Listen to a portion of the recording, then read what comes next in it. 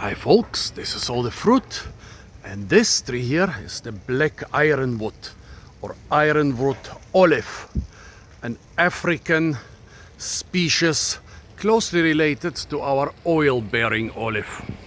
The timber is supposed to be very hard, thus ironwood, and also very black. Here it doesn't look too black.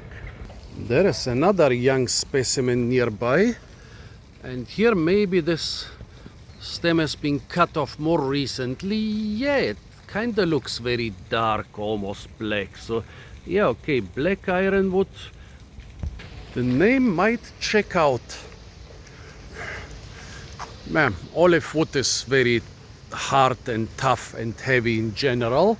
If this African species is maybe even harder and tougher and has this signature black color, yeah, makes sense.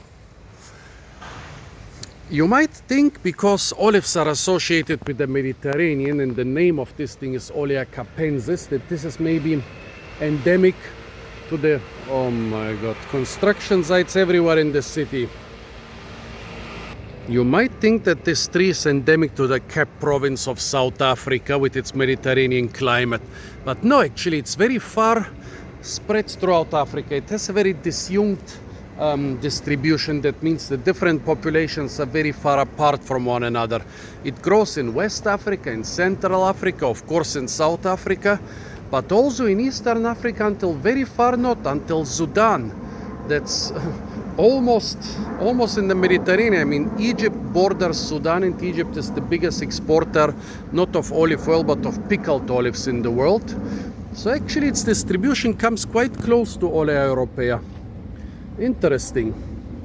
I think there might be a couple seedlings growing here in the Botanic Garden of Lisbon. Those could be olive seedlings, but they could also be buxus, or they could be a lot of other things. But they look a lot like olive seedlings, especially the bigger ones.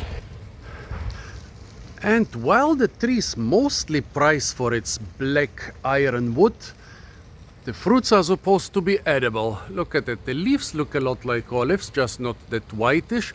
And the fruits look a lot like either wild olives or old olive varieties or feral olives. Look at that. Don't they look like little olives?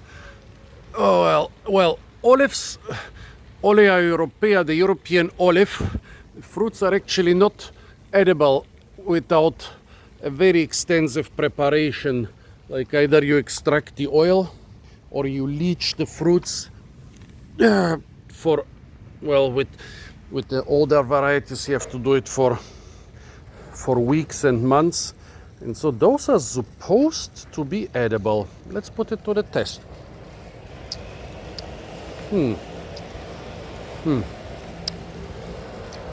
Not great, not terrible.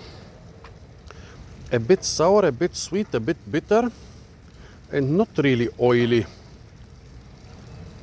They don't really taste. Yeah, they remind me of olives. But European olives are very bitter, and you can taste the oiliness and the olive flavor. Those are considerably milder than the European olives. I ate European olives today. I tried some and they were horribly bitter, like they are almost always. Those here have a very slight bitterness, very slight sweetness, very slight sourness, very slight umaminess. I would say the bitterness and the sourness dominate.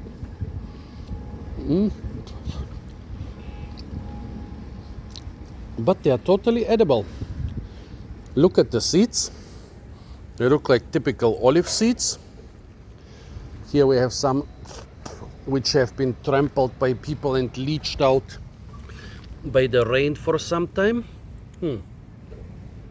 I'm really impressed. I mean, I don't say this is a great fruit, but if I was in an area where there were no other fruits, I could totally forage and eat this in significant amounts. I mean, look at that.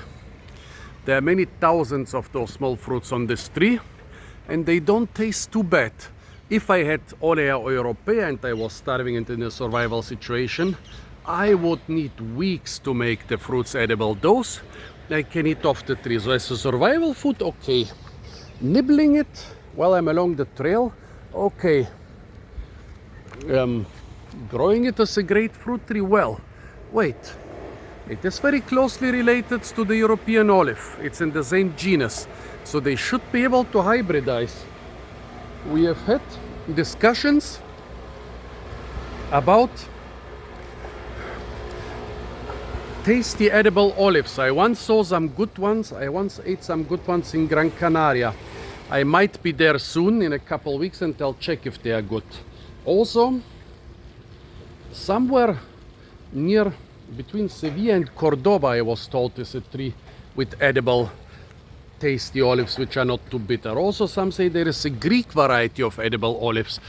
But in general, despite many thousands of years of olive cultivation, tasty edible Olea Europea are rare. But what if you start hybridizing this with Olea Europea?